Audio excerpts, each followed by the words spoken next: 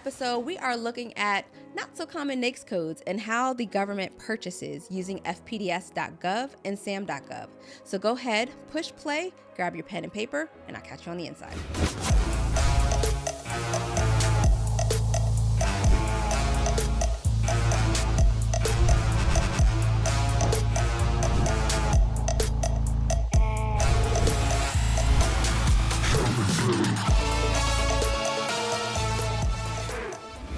Welcome back, Bold Move Besties, to another episode of She Built Success. I am your host, Claudia. We are going to get into all things FPDS, that is the Federal Procurement Data System.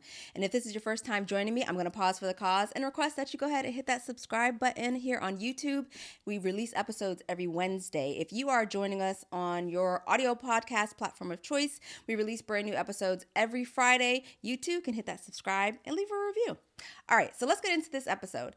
Today, I wanted to talk about FPDS and how specific industries, I'm going to be looking at commercial real estate, maintenance if we have enough time, and maybe one other one that I could think of off the top of my head, because you know what, let's do this stuff real time. So I want to go in and show you not only how you look for your NAICS code, so that is your North American Industry Classification Standard code. It's a 6-digit code that allows you to basically group and bucket work or awards that the federal government is purchasing. So we are going to look up the NAICS code. We are going to go into FPDS and we're going to look at some contracts and we're going to dig a little bit deeper. So I've covered in other episodes with other industries, so other NAICS codes, some of this kind of walkthrough, but I really want to show you it's not just IT or it's not just training that is out there as opportunities that you could have with the federal government.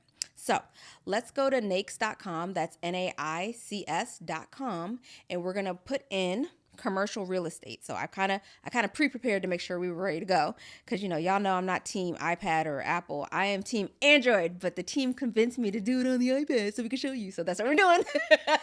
We're doing it live. So let's go. Commercial real estate.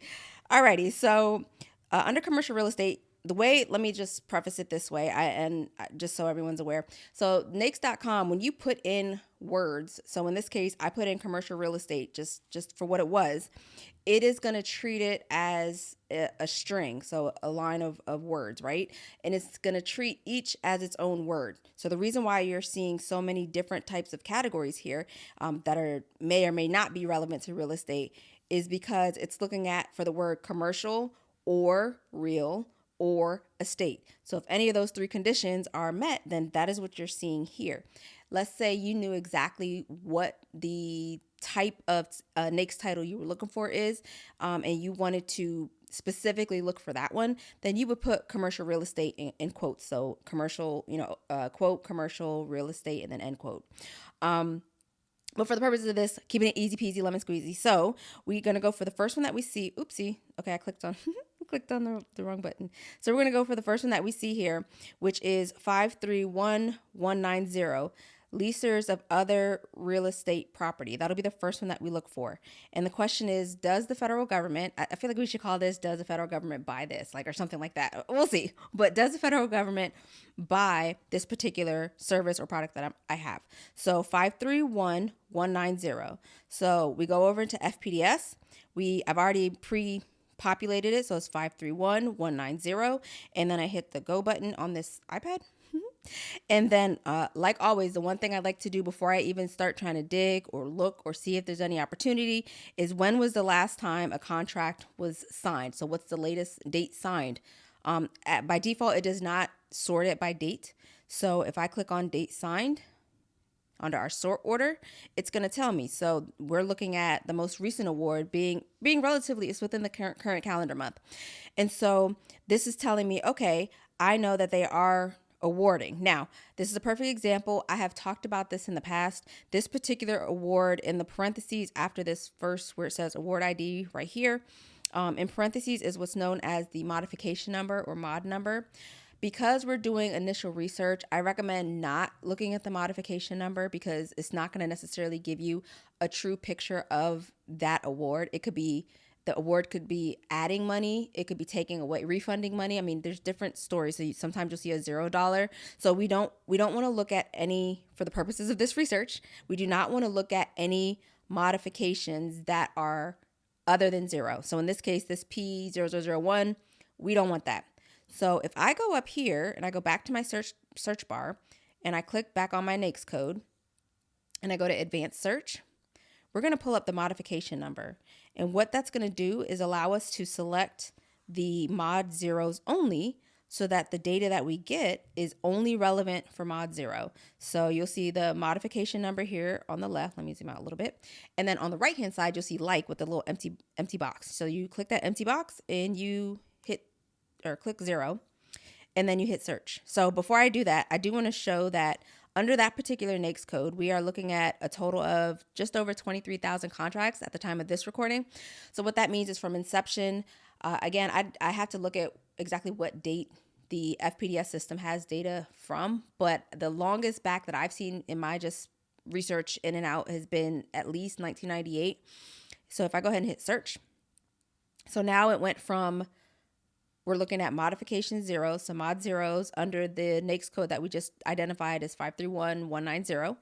And we see that the most recent award now is December. So that's not a bad thing. At the time of this recording, we're in January, so that's not a bad thing. But I just want to say, you don't want to see something necessarily, depending on your space or your industry, but you don't necessarily want to see something 6 months prior or, 12 months, differential between the award and the current date, unless it's something like, like building ships. Like that's, that has a really long runway, but I don't think any of us build ships here, but if you do, more power to you. But other than that, you kind of want to see something more frequent, at least within the month, or at least within the 30 to, I say 60 days, so that that there is some activity going. Otherwise, it's not really worth your time to pursue. So here we do see, like I said, about 8,200 different awards that are happening underneath this particular NAICS code with a modification of 0. So keep this in mind. I've talked about, so the NAICS code is one piece of data, but the next one is the PSC code, your product service code. And that is to the right of the NAICS code, which gives you a little more detail into what is being procured. So in this case, this says antenna, waveguides, and related equipment. So this is, actually, I'm curious, so I'm going to keep going. If I click on view on that contract and I scroll down to the requirements section, description of requirements, this is saying it's an antenna lease site. So I'm like, what are you doing? That doesn't make any sense to me, but now it does. So it's an antenna lease site, United States Bank Plaza. I guess that's the location of where it's at, but it's a lease site for antennas. So this particular contract was for, let me see how much it was for. It was for 50, almost 6,000. And it looks like it's for the full calendar year of 2025. And you can see like the agency and who the vendor is that won it. It's under ATF. So, you get all those pieces of information and you start putting together the picture. So let me go back to our FPDS initial search under the property, under leasers and other real estate property. And if I keep scrolling, so I see another contract here that was awarded, and it is the National Science Foundation for roughly 57,000. And while it's the same NAICS code, because we haven't changed NAICS code, you can see here that the PSC code is different. This one is support professional other. So there's some type of services situation here. So if I go in and I click on it, like I would have thought it would have been something with, an actual building. This is my novice in this space. I would have thought it would have been something with the building. But when I click in it and I, again, go down to description of requirements, I'm seeing here 24/7 building fans. Good job, NSF. Not quite sure what we're working on here, but I hear something like turbines or vectors. I don't remember now, but it's something that they're using, and the point that I'm trying to prove is, or the point that I'm trying to explain or show is, just because it's a NAICS code, it doesn't mean the PSC code would be the same thing. It's not a one for one. It's more like a one to many type of a situation. And so it's important that you're looking at both the NAICS code and taking down the PSC codes, because what that means is sometimes, like for instance, the government does, I call them the other categories, the things that end in like 990 or 999, something like that. Those are like the other buckets for different NAICS categories.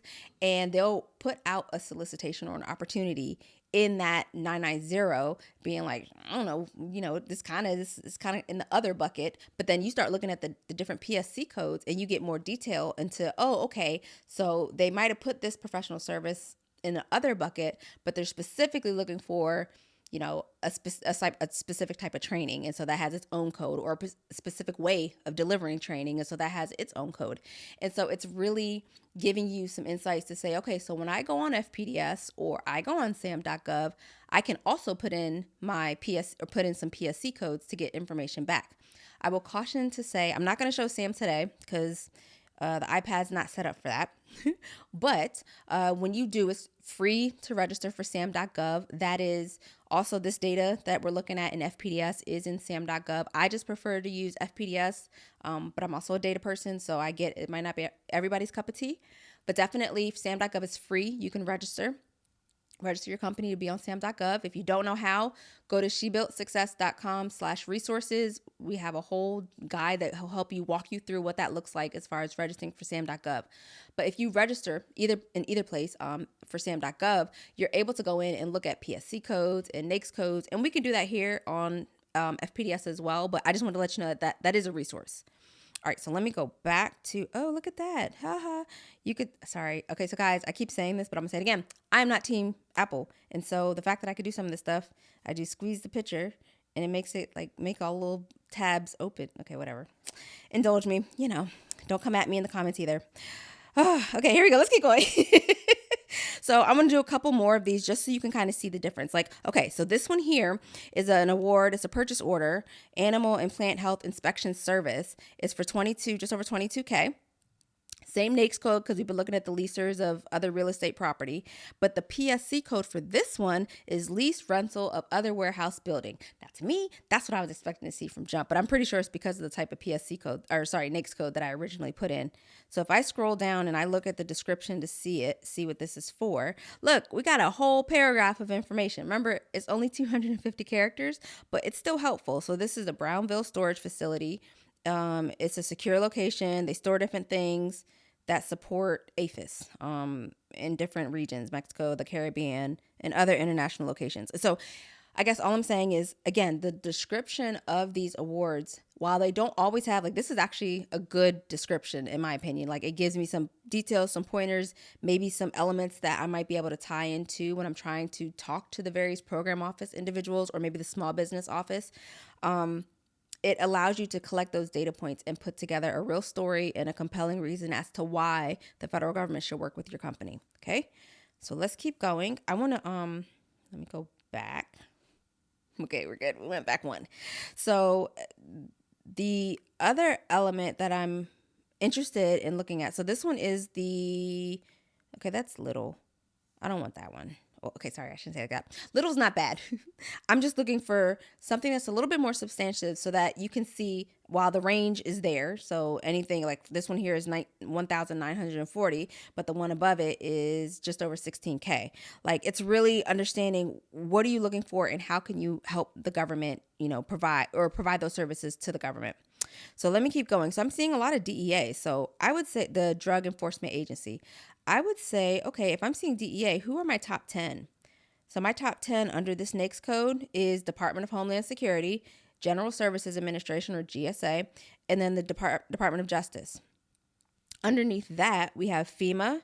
We have that Public Building Service, buddy, you guys are rocking and rolling, and the VA, right? Those are the top 3 contracting agencies. Then just below that, you get the businesses that have won those top 10 that have won those awards. And so you can use that as part of your strategy, maybe reach out to them, maybe understand who are their subs that you could potentially also reach out to and partner with. Sometimes primes, while we like to think they play nice, they don't always play nice or they're not always approachable. And so being able to not only, let me just insert here and pause for the cause. One of the things in the contracting space, in the federal space, when you're going after contracts and trying to get yourself out there. It's not like commercial where you could put together a proposal and be like, okay, here you go. This is what I want you to look at. Sometimes it's reversed, but then we also have this thing called capability briefs where you can go in with your capabilities deck. If you don't know what a capabilities deck is, shebuiltsuccess.com/resources. It is there. But it essentially is like a PowerPoint or what's Mac's thing? Hold on, I'm gonna get cool. Give me a second. I think it's called Keynote. I think whatever y'all's version of PowerPoint is. But you would have that. You put that together and you craft it to the agency that you're going to speak to. This capabilities brief, and how are you fulfilling. As a small business, how can you step up and help fulfill their requirements based on their strategic plan for that given period of time? What's up, Bold Move besties? Guess what I'm offering? Government contract coaching for small businesses. It is your opportunity to get the real, the relevant, and the way to do government contracting correctly with the federal, local, and state government. Inside, you will get details on how to start in government contracting all the way through winning your first contract, which is, by the way, not guaranteed, but we're trying to get you there. So if you're interested, please sign up in the link below, and I will catch you in the next cohort. Go ahead and apply today. Visit readyswipegov.com to get started. So it's not so much, you know what, I'm just going to draft you this wonderful proposal and talk about whatever, how great our square footage of warehouse space is. No, you're really looking at, okay, I see over the past, and I'm going to give you the story. So I'm like, I've seen over the past 5 years, or 3 years, you pick your time frame, that you have been, consistently requiring this particular type of service or this particular type of building or facility.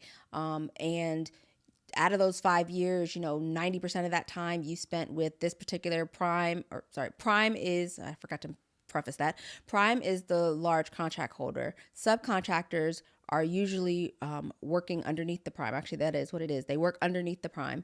Usually as small businesses, to get your foot in the door, to go in as a subcontractor, there's nothing wrong with that. That's probably the least barrier to entry. But then that next level is going in as a prime, as a small business, and being able to fulfill that, or doing purchase card. And I know I'm throwing all the terms, so I'm going to link some additional episodes that you can also look at to help get you in this space, to help you, just get acclimated to the different terms. But purchase cards, or government purchase cards, or GPC, it's all the names are the same, are basically, can the government come forward and swipe a credit card on your service? Is it under $10,000? If it is, it's a potential that if the program office is looking for that service, they can do so. If you're like, what in the world are you talking about? Go to shebuiltsuccess.com/resources. I got you covered. All right. So I lost my train of thought. The element that I wanted to talk about now is, I talked about the capability brief, and that's you coming prepared with the data that you're using here in FPDS or SAM.gov if you choose to use that. In a perfect world, I'd walk you through USA spending and performance.gov. We'll do that on a different episode with a different NAICS code, so you can kind of get an idea of what it looks like and how you can put together your story towards the federal government of what you can do with a small business. But more importantly, what this allows you to do is just see the different types of categories that you can potentially participate in. I think that we get so excited sometimes as small businesses at the multi-million-dollar opportunities. We think right out the gate, we're just going to go get it. And it's like, pull it back just a little bit. Unless you're going to subcontract with the prime, it's not always advisable to do that. You might not have the financial backing. You might not have the working capital that's needed before you even get awarded that award, because the terms in the federal government, sometimes they're longer than net 30. Oftentimes they're longer than net 30. Is that always to the advantage of small businesses? No, but the small business specialists, who are the small business offices of the various agencies, are there to advocate on your behalf. And so you definitely want to engage with them and get to know them as well, because they, in most agencies, across most agencies, have that communication with the various program offices when requirements and things are being put together for a solicitation to go to market, go out to us as small businesses or as large companies. Okay, so I spent a little bit of time on the kind of property side of the NAICS code. Like I said, I want to also touch on maintenance. So I want to look up a maintenance NAICS code. So I'm going to go back to NAICS.com and I'm going to type in maintenance and then hit my little search button thing. Okay. So I intentionally did just maintenance because I wasn't quite sure.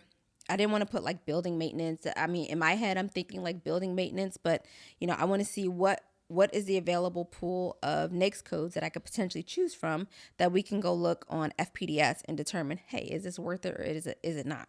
So if I go to, okay, appliance repair and maintenance. So let's do that one. And I'm picking this one because in my head, I'm thinking of like, I'm gonna tell you what I'm thinking, and FPDS will tell me if I'm wrong.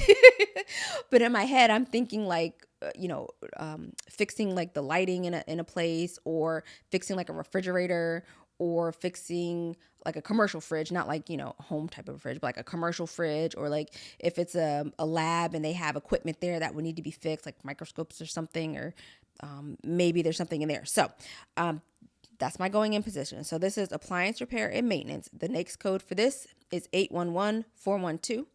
So if I go back to FPDS and I go here into the search and I'm going to type 811412. So 811412 and I hit go. Okay. So 811-412? 811-412, yes. So 811-412, appliance repair and maintenance. And right now, off the break, in the entirety of FPDS, I'm seeing just under 20,000 entries. So 20,000, just under 20,000 awards. So immediately I'm like, I don't know to me, that number seems a bit small, given that, like I said, FPDS goes, has a lot of multi-years of data.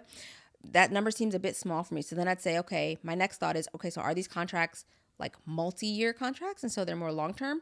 Are they going to specific vendors year after year? Like, those are the type of questions that I'm asking myself to say, okay, is this even worth pursuing? Right? So what I don't want is for you to sit here and waste time going down a rabbit hole on a NAICS code that really isn't fruitful. It might be 1 or 2 contracts in a given couple of years. Like, that's not something you're going to want to pursue. But if it's something that, it might be 1 or 2 contracts, but then they're like 1 or 2 really large contracts over multiple years. You know what? That might be for consideration. So it's really being intentional about not only what you're looking for, but how you're looking at it. Okay. So much the same. So I'm seeing almost 20,000 awards here. So if I go to date signed, my question is, what was the most recent date? Okay. So the most recent date was within the month. And it's a zero. It's a $0. So I can't use it as a real one. So okay. So this looks like the second one is also a $0. It's a blanket purchase agreement.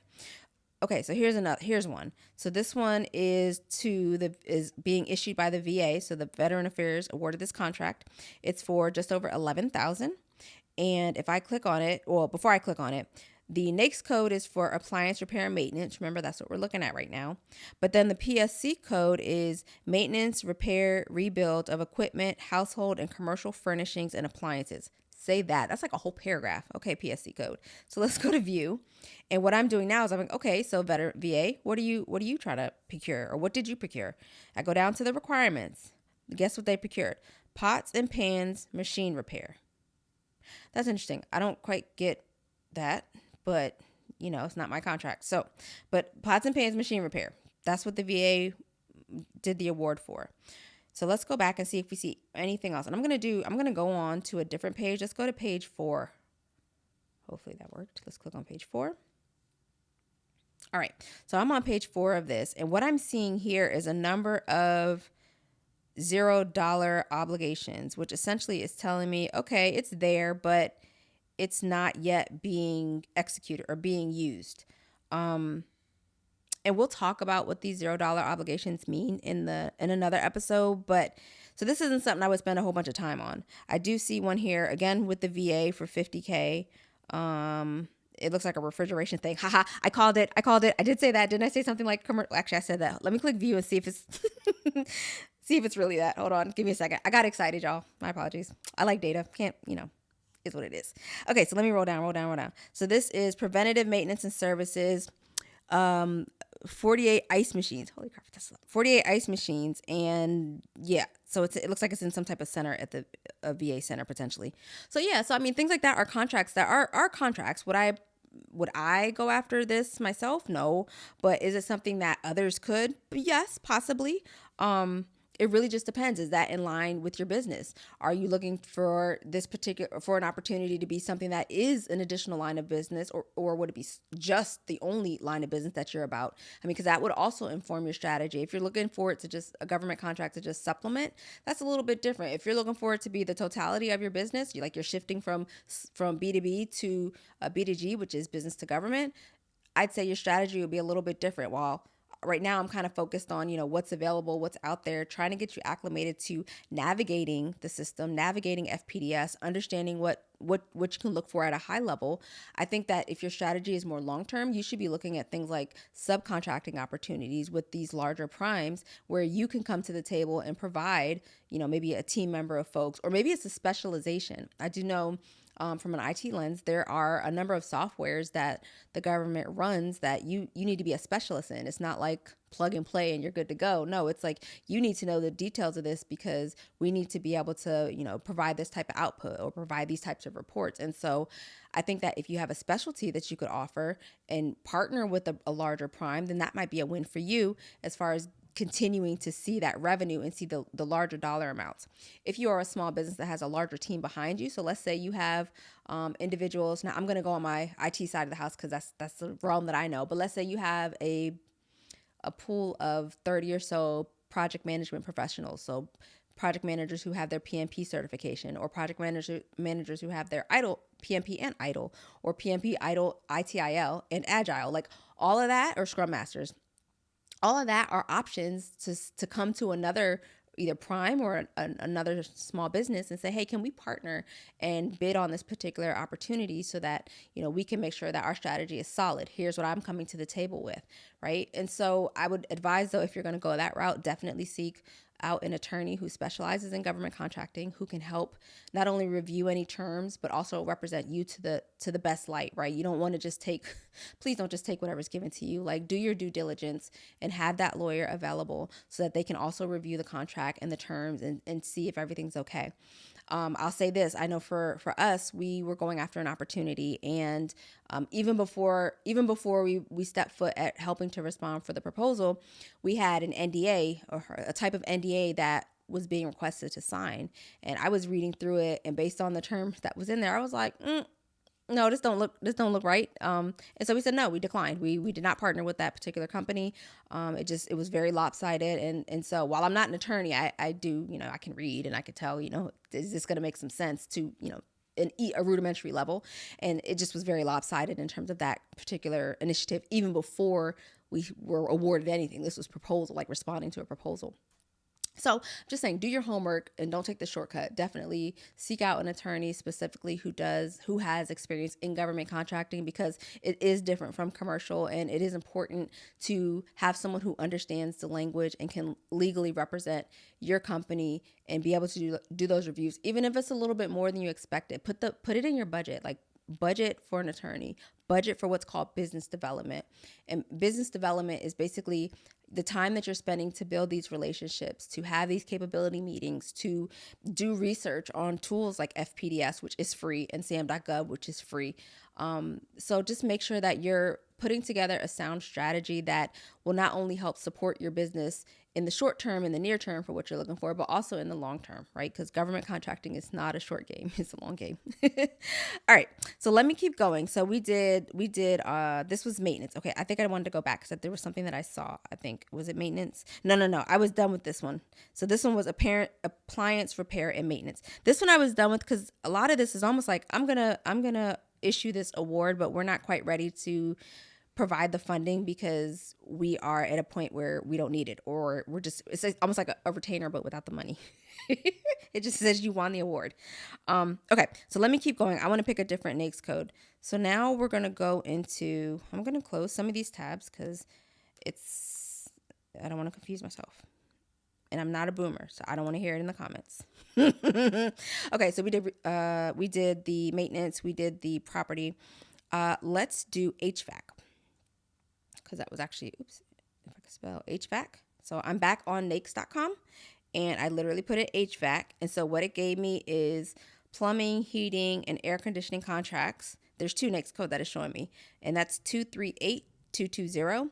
And then the second NAICS code is warm air heating and air conditioning equipment suppliers, merchant wholesalers. So that's interesting. My guess is the HVAC equipment is like for buildings or something's about to crap out and they need to start getting that, the end of life to that particular hardware. That's where I see wholesalers coming in. But in this case, for the purpose of this, I'm going to do the first one that I said. So this is 238220 plumbing, heating, and AC contractors. So 238220. So I'm going to go back to FPDS and I'm going to put in the 238220, 238220, and then hit go. And that was on the main FPDS screen. And so here, okay, this is a number I like. Like this is way bigger. You remember before we saw like just under 20K as far as the number of awards. This one is almost 200K. It's just over 198,000 awards. That's a little more like, I'm like, yes, that means there's a lot of data. There's a lot of information we can get from this. So in this particular case, because there are so many, I would be like, okay, let me go in and what are we going to do first? Mod zeros. So we click on the button again in FPDS and we go to advanced search and then we go to add and select back down to modifications and then we click on zero mod or we put in a 0 and then we hit search. Okay, so this is going to be giving me all my 0 mods that are under this particular NAICS code for HVAC, right? So immediately I'm already seeing some entries. I'm seeing some like purchase card kind of dollar amounts, and purchase cards are between purchase cards are usually under 10K, under 10,000. It's things that the government can swipe a credit card with and they can purchase your product or your services. And so again, after we put in the mod number, so we got the NAICS code, we put in the mod number, we then do a sort by date signed.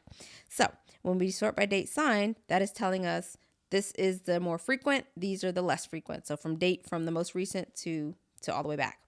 So in this case, I am seeing recent awards, which is a good thing, that I have dollars associated to it.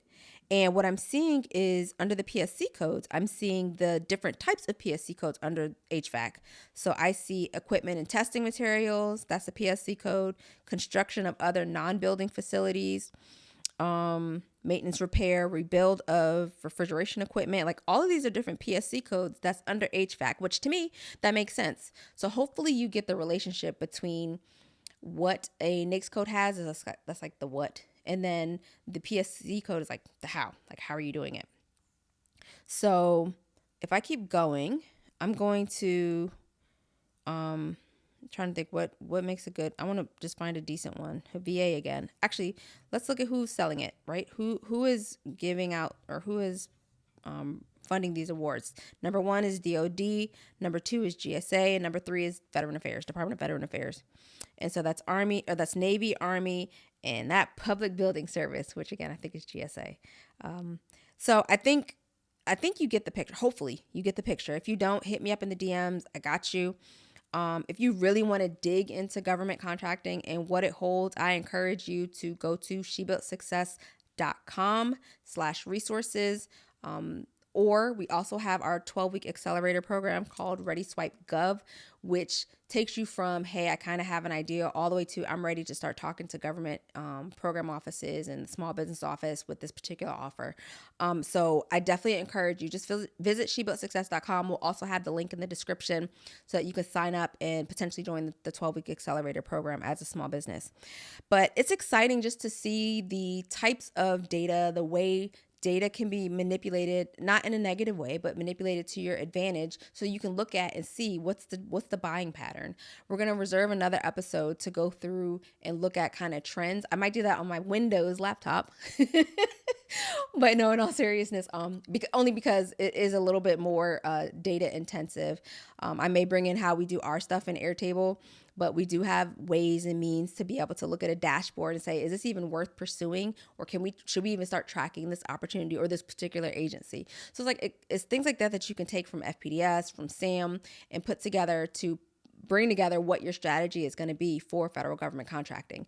And hopefully by picking some NAICS codes that is completely outside of my scope of work, but may speak to your scope of work, shows you what is possible.